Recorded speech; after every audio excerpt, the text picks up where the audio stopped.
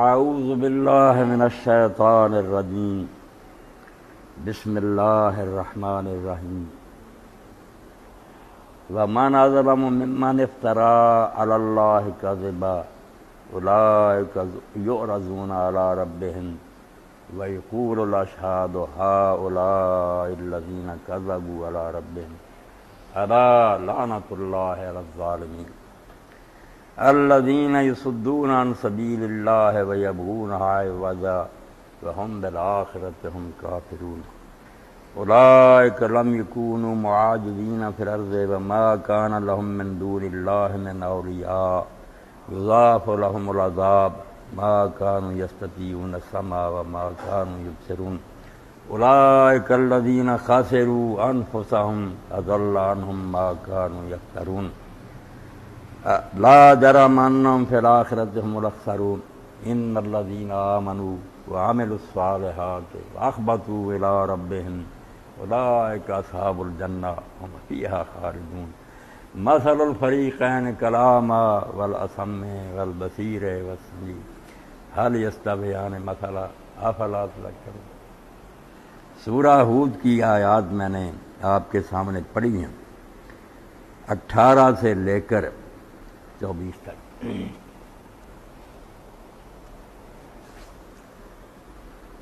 اللہ رب العالمین نے اور اس کے رسول علیہ السلام نے اور دنیا کے سب دانش مندوں نے کذب کو، جھوٹ کو بہت بڑی برائی شمار کی، غلط بیانی، ایسی بات جس کا کوئی ثبوت نہ ہو، اس کی کوئی سند نہ ہو، ایسی جھوٹ موٹ باتیں نظام عالم کو تباہ کرے، دنیا بھی برباد ہو جاتی ہے اگر ہر شخص دوسرے سے غلط بیانی کرے، کیا نظام کرے گی؟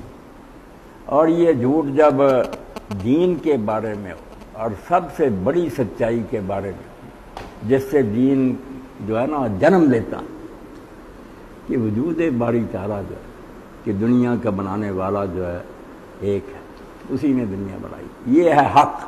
سب سے بڑی سچائی جو ہے نا وہ یہی ہے کہ جب نہیں تھی دنیا تو ایک تھا جو ہمیشہ سے تھا، ہمیشہ رہے گا، اس نے یہ دنیا بنائی ہے۔ اب اس میں جھوٹ موٹ بغیر کسی سند اور دلیل کے جو لوگوں نے ملاوٹ کر دی اور یہ بات گھڑ لی جس کو شرک کہتے ہیں، اللہ تعالیٰ قرآن میں سے سب سے بڑا افتراء اور سب سے بڑا کذب کہتے ہیں کہ یار تم نے میرے شریک بنا لیے، رائی برابر تمہارے پاس ثبوت نہیں، کہاں سے پتہ چلا کہ یہ اللہ تعالیٰ کے ساتھ اس انتظام میں شریک ہے؟ اتنا بڑا جھوٹ گھڑ کے اور ان کے سہارے پر تم نے اپنی زندگیاں برباد کر دیں کہ یہ ہمیں بچا لیں گے۔ ان کی نظریں نیازیں دیتے رہے کہ اللہ سے ڈرنے کی ضرورت نہیں، یار اس سے بچانے والے ہمارے لیے بڑے سفارشی ہیں، شریک ہیں۔ یہ اتنا بڑا جھوٹ گھڑا گیا ہے، اس کو اللہ نے دوسری جگہ مکر بھی کہا، فراڈ۔ ہوشیار لوگوں نے گھڑا، نیک لوگوں کا کوئی دخل نہیں، ان کا نام استعمال کیا، ان کے ناموں پر آستانے بنا لیے، درگاہیں بنا لی، دربار بنا کر بیٹھ گئے، آمدنیاں یہ کھا رہے ہیں، نام ان کا استعمال کر رہے ہیں، اور اس کو اولیاء اللہ کی تعظیم کا نام لے لی، یہ اللہ کے مقرب پیارے بندوں کا ادب ہم کرا رہے ہیں۔ یہ اوپر لیبل لگا کر نہ خلق خدا کا راستہ انہوں نے کھوٹا کر بالکل گمراہ کر دیا۔ اور اس میں اتنے لوگ پھنسے ہوئے ہیں کہ حضرت ابراہیم علیہ السلام بھی کہتے ہیں اللہ ہے، یہ بت جو ہیں مورتیاں، انہوں نے تو خلق خدا کو گمراہ کر دیا، مجھ کو اور میری اولاد کو اس سے بدل۔ پیغمبر جو ہے نا دعائیں کرتا رہا اضلنا کثیر منها، یہ لے ڈوبے، وہ قبروں کی شکل میں ہوں، مورتیاں ہوں، یہ سب چیزیں جو ہے نا اس کو اللہ تعالیٰ کہتا تم نے ایسی بات غلط کر۔ حالانکہ آپ دیکھ رہے ہیں آپ کی ایک مرلہ زمین ہونا تو خواہ بخواہ کوئی کہے میرا بھی احساس، تو آپ جھگڑتے ہیں، عدالتوں میں مقدمے جاتے ہیں، ثبوت مانگے جاتے ہیں، عدالتیں پوچھتی ہیں یار تم کیسے حصے دار ہو، اس کے باپ کے بیٹے ہو، خرید میں کوئی رقم تم نے ادا کی ہے، کوئی تمہارے پاس دستاویز ہے، پیش کرو۔ ایک مرلہ زمین میں شراکت نہیں کوئی تسلیم کرتا جب تک ثبوت نہ، اللہ کی سلطنت میں شریک بنا دی۔ اللہ تعالیٰ اسی لیے کہتا ہے کہ یہ نام ہے جو تم نے گاڑ لیے، اپنی طرف سے عہدے بنا لیے۔ عربی میں آپ دیکھ لیں بنایا ہے، قطب ہیں، غوث ہیں، ابدال ہیں، اوتاد ہیں، نقبا ہیں، نجبا ہیں، یہ عربی نام بول رہا ہوں کہ ساری دنیا کا ایک غوث ہے۔ ہر سال ایک پرچہ آسمان سے اترتا ہے کعبے کی چھت پر، تو وہ غوث ہی صرف اس کو لیتا، سبز رنگ کا وہ پرچہ، اس کی تحریر کو بھی کوئی نہیں سمجھ سکتا، ایسی لکیریں ہوتی، وہ جانتا ہے کہ کس کا تختہ اٹھنا ہے، کس کو حکومت دینی ہے، کیا اس دنیا میں کرنا، سارا انتظام غوث کرتا۔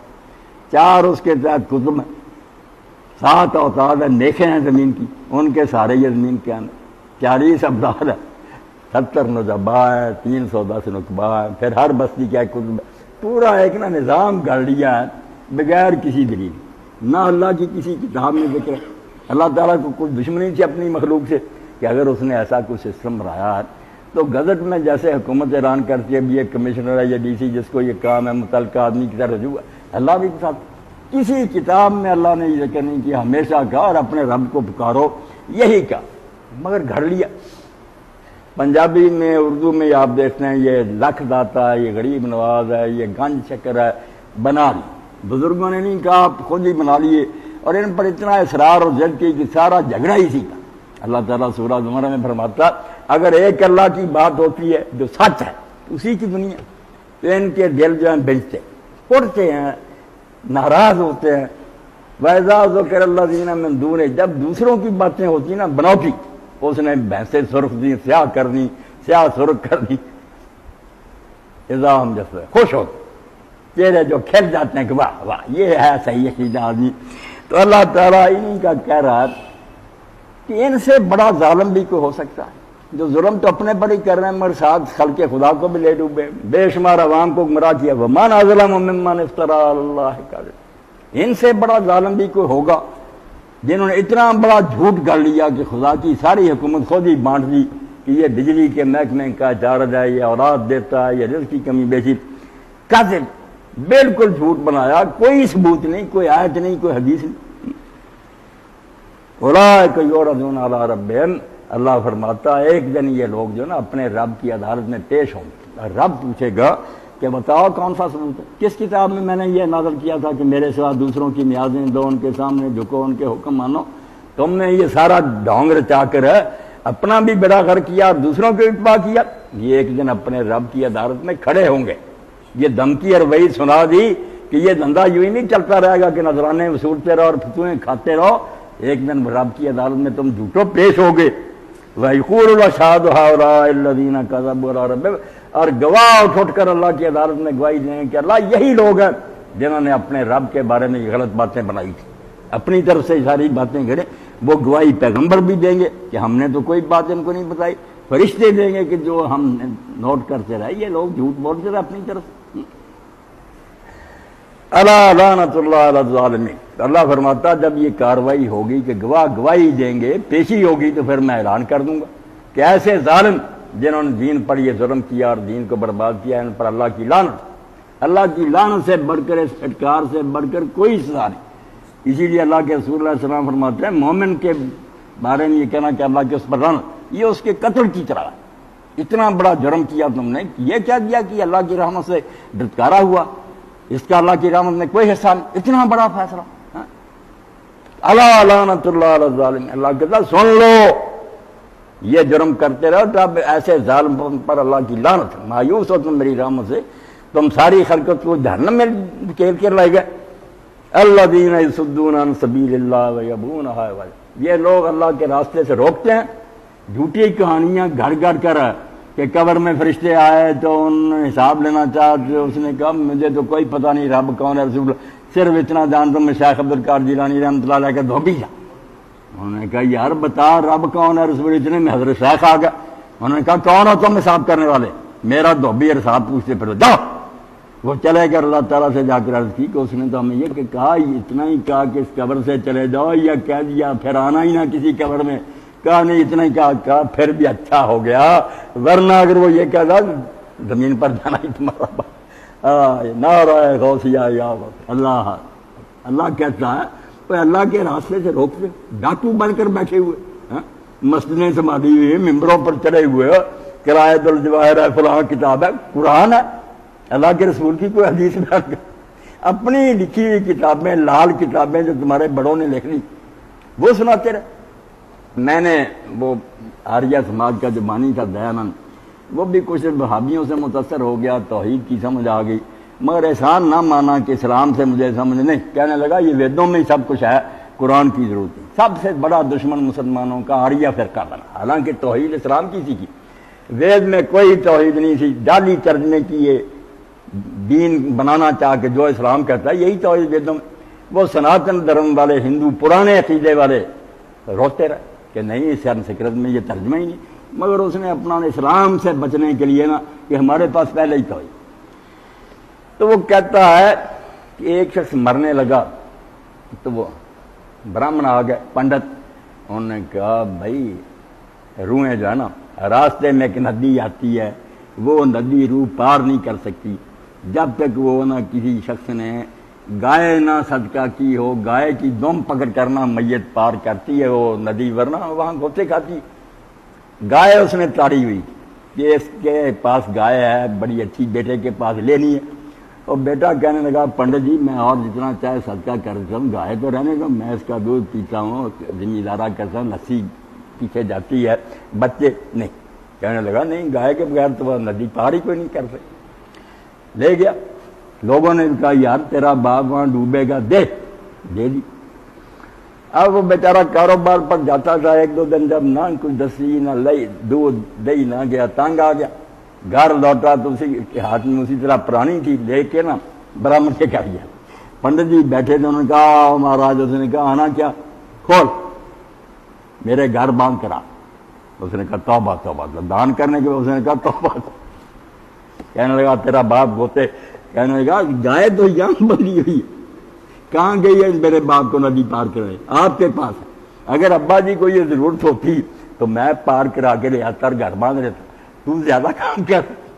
پنڈت نے کتاب نکالی، دیکھو بزرگوں نے لکھا، وہ کہنے لگا بزرگ بھی کنجر تمہاری طرح کے تھے، تمہارے ہی بڑے تھے، انہوں نے ساری فراڈ کی باتیں لکھ لی۔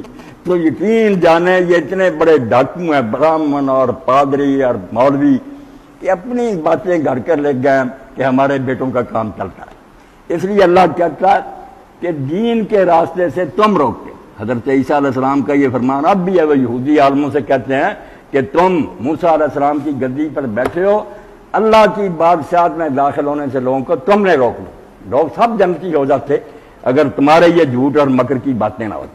اللہ کے راستے سے روکتے ہیں، وَيَبْغُونَ عِوَجًا، اور اللہ کا راستہ بالکل سیدھا، اس میں کوئی بار نہیں، ادھر ادھر کی گلیاں نہیں، ڈائریکٹ ہے، توبہ کرو اللہ کی طرف چل پڑو، اللہ سامنے۔ مگر انہوں نے ادھر کی پگڈنڈیاں بڑھانی کہ نہیں اس دربار پر حاضری دینی پڑے گی، اس کا واسطہ اور وسیلہ ڈھونڈنا پڑے گا، تو اللہ کے راستے کو ٹیڑھا کرنا چاہتی کہ ادھر ادھر لوگوں کو بھٹکا کر لے جائیں جنگلوں اور بیابانوں میں، بیچارے وہاں مر جائیں بھوکے پیاسے۔ توحید کا سیدھا راستہ جو ہے اس کو ٹیڑھا کرنا چاہتے، وَهُمْ بِالْآخِرَةِ هُمْ كَافِرُونَ۔ اللہ کیسی نشاندہی کرتا کہ یہ لوگ ہی اصل میں قیامت کے منکر ہیں۔ آپ نہ سمجھیں کہ یہ واز کرتے ہیں آخرت وغیرہ، فرمایا بالکل ان کا تجزیہ کرے نا، یہ دل سے مانتے ہی نہیں کبھی حساب کتاب ہوگا، اور حساب کتاب کو اگر زبانی یہ کہتے بھی ہیں کہ آخرت آئے گی تو کیا ہے ماننا، جب وہ بیکار ہوگی کہ اللہ سنتا رہے گا، مال تولے جائیں گے، بعد میں کوئی حضرت صاحب اٹھیں گے، چھوڑیں دی یہ کاروائی، کیا آپ فیصلے کرتے پھرتے ہیں کہ میرا بندہ بخشو اس کو۔ جب یہودیوں نے تالمود میں لکھ لیا کہ اللہ ساری کاروائی کے بعد دوزخ کی طرف بھیجے گا، ابراہیم علیہ السلام دوزخ کے دروازے پر بیٹھے ہوں گے، فرشتوں سے پوچھیں گے کہ جس کو لائے ہو یہ مختون ہے یا غیر مختون، اس وقت ختنہ صرف یہودی کراتی، وہ کہیں گے یہ تو مختون ہے ختنہ شدہ، تو کہیں گے ختنہ شدہ دوزخ میں جانے دوں گا، کرو واپس، بس اللہ بھی منہ دیکھتا رہے گا۔ تو اللہ کہتا ہے یہ آخرت کے منکر ہے، اور یقین جانے سن لیں بڑے آپ پڑھے لکھے ہیں، ساری کان ختم ہوگی، ڈرائیں گے، قیامت کی باتیں ہوں گی، آخر میں بیڑا غرق ہو جائے گا کہ گناہ گار ہو نہ گھبراؤ، شفاعت ان کے گھر کی۔ کیا کریں گے آپ؟ یہ مسیح دنیا کتنی مہذب ہے، پڑھی لکھی ہے، کیا وہ شراب کو چھوڑے اور زنا کو چھوڑے؟ جب انہیں بتا دیا گیا یار عملوں سے اگر جنت ملتی تو اللہ اپنا بیٹا کیوں بھیجتا؟ وہ بیٹا اتنا پیارا مسیح اس نے دنیا میں بھیجا، بے گناہ، اس نے دکھ اٹھائے، شریف پر کرا، تمہاری خاطر جان دی، یہ قربانی ضائع جانی؟ اس نے تمہیں بخشوا دیا، تم کیوں ڈرتے ہو؟ یعنی ساتھ ہی قیامت کا ذکر اور اس کے ساتھ چور دروازے۔ تو اللہ کہتا ہے یہ شرک کرنے والے لوگ ہیں یا شرکیہ عقیدہ، اس کا لازماً یہ نتیجہ نکلتا ہے کہ ایسے لوگ آخرت سے بے فکر ہو جائیں، انہیں آخرت کی کوئی پرواہ نہیں، آتی ہے۔ وَهُمْ بِالْآخِرَةِ كَافِرُونَ، ایسے ہی لوگ ہیں جو اصل میں قیامت کے منکر ہیں، کوئی ان کے زبانی اقرار کا فائدہ نہیں۔ اولئک لم یکونوا معجزین فی الارض، اور دنیا میں جو انہیں مہلت ملی رہی کہ یہاں یہ غرق نہیں کر دیجیے گا، فرمایا اللہ تعالیٰ زمین میں ان سے کوئی ہار نہیں گیا تھا کہ یہ قابو نہیں آ سکتے تھے، بس اب بھی لوگ سوال کرتے کہ دنیا میں غلط کام ہو رہا ہے، اللہ کہاں گیا؟ کہا اللہ یہیں ہے، रवि पकड़ सकता है बुश को भी और मुशर्रफ को भी, मगर उसने हर के शख्स के लिए इस दुनिया में अपना अपना ना किरदार अदा करने के लिए वक्त रखा कि नेकी बदी कमाल हो जो कर ली। तो दुनिया में अल्लाह ताला आजिज नहीं था इनसे, वमा काना लहुम मिन दूनिल्लाहि मिन औलिया, और ना अल्लाह के मुकाबले में इनके कोई ऐसे मददगार थे जिन्होंने अल्लाह का हाथ रोका हुआ था। वो मोर्द तब होगी खत्म, ज़ाफ़ लहुमुल अज़ाब, अब इन्हें दुगना अज़ाब होगा। खुद गुमराह हुए, दूसरों को किया, इनको दूसरों के मुकाबले में डबल अज़ाब दूंगा, इन परोतों को और पंडितों को। मा कानू यस्ततीऊन समा व मा कानू युबसिरून, और गुनाह इनका ये है कि ना ये सुनने की ताब लाते थे और ना देखने के लिए आंखें खोलते। ये जुर्म है इन गुमराहों का और बेदीनों का कि कान बंद किए हुए, इनके पेश होने का नहीं, दूसरों की बात ना सुनो, गुमराह हो जाओ।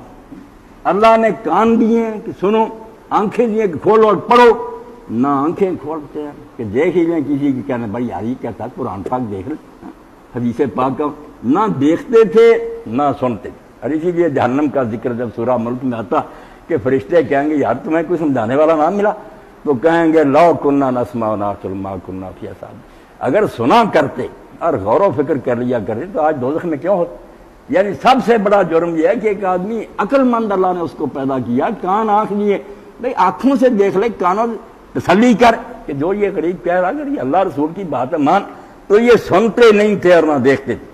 उलाइका अल्लज़ीना खासिरू अनफुसहुम व ज़ल्ला अन्हुम मा कानू यफ़अलून, तो नतीजा ये हुआ कि इन लोगों ने अपना बेड़ा गर्क किया, किसी का कोई नुकसान नहीं किया, ना वक्त संभाला, ना होश किया, और ना अपनी बात जो थी ना दुरुस्त उसको कबूल करने की तौफीक हुई। अब ये तबाह हो गए, किसी का क्या बिगड़ा, जहन्नम में अब जलते रहेंगे, नुकसान अपना हुआ, दीन का कुछ नहीं बिगड़ा। वज़ल्ला अन्हुम मा कानू यफ़्तरून, और जिन सहारों पर ये भरोसा किए हुए थे ना कि हमारी मदद के लिए औलिया आएंगे, फरमाया सारे गुम हो गए। उस दिन आवाजें देंगे, अल्लाह कुरान में कहता हम क्या पुकारो उनको, पुकारेंगे और सारे वमा दुआउल काफ़िरीन इल्ला फ़ी ज़लाल, चीखते रहेंगे मगर सब वो चीखना चिल्लाना बेकार जाएगा। क्यों क्यों मदद के लिए आएंगे, वो तो नेक तौहीद फैलाते रहते, वो सारी उम्र अल्लाह की तरफ बुलाते रहे, वो इनकी मदद को क्यों आएंगे। बल्कि फरिश्ते जो उनका कुरान में आता है उन्होंने कहा अल्लाह हम तेरे साथी थे, हम शैतान के साथी हैं कि इनको शिरक सिखाते। इनकी अपनी बदबख्ती है कि ये डाकुओं के हाथ पे चढ़ गए, हमने ये बातें कभी नहीं इनको सिखाई, तौबा तौबा हमारा इनसे क्या तल, हम तो तेरे दीन के हामी थे। तो अल्लाह फरमाता है अपना बेड़ा गर्क कर बैठे, जिनकी मदद के उम्मीदवार थे वो गुम हो गए, कोई नहीं आया। ला जरम अन्नहुम फिल आखिरति हुमुल अखसरून, तो नतीजा क्या निकला, ला जरम लाजमन फिर यही लोग आखिरत में सबसे बड़े खसारे में होंगे कि जिस भरोसे पर जिंदगी गुजार दी कोई भी काम ना आए। कहाँ है मददगार अब, माल ज़ालिमीन मिन अंसार, शिरक करने वालों को कोई हमायती नहीं मिलेगा, चीखते रह जाएंगे। फिर इन्नल्लज़ीना आमनू व अमिलुस्सालिहाति व अख़बतू इला रब्बिहिम उलाइका सालिहून। तो अल्लाह ताला कुरान मजीद में अक्सर यही अंदाज अपनाता है कि एक तस्वीर पेश की उसके मुकाबला में इनका जिक्र किया कि शिरक करते रहे, शिरक सिखाते रहे, ये जहन्नम में गया। अब दूसरा तबका आ गया जो जन्नत में जाने वाला है, जो हमेशा की सल्तनत के मालिक होंगे, अल्लाह के हुजूर रहेंगे, अल्लाह का कुर्ब नसीब होगा। इन्नल्लज़ीना आमनू व अमिलुस्सालिहात, बेशक वो लोग जो ईमान लाए हैं, जिन्होंने सही अकीदा अपनाया। ईमान की बात ये आ जाएगा मजमून, वो इंसानी कानून और इलाही कानून आज पढ़ा है, उसका आखिरी हिस्सा इसीलिए छोड़ दिया कि डॉक्टर साहब भी नहीं थे, चूक रही था कि उसमें से निकलता क्या है। वो यही बात है, ईमान जब लोग अल्लाह के रसूल को सच्चा मान लेते हैं ना, और यकीन कर लेते हैं कि ये इंसान का बनाया कानून नहीं अल्लाह का है, और कोई पुलिस देखे ना देखे, कोई सजा हमें मिले ना मिले, अल्लाह देख रहा, और उसकी बारगाह में पेश होंगे तो वहां कोई बचाने वाला नहीं। इस पर जो ईमान ले आते हैं वो बगैर किसी निगरानी के खुद ही जुर्म से बचते हैं, वरना लोग जो है ना उनको ये कवानीन इंसानी रोक नहीं सकते। तो फरमाया जो ईमान ले आए और जिन्होंने फिर नेक काम किए, सिर्फ मान कर नहीं रह गए। कुरान मजीद में ये दोनों चीजें आप इकट्ठी पढ़ते हैं, ईमान और नेक।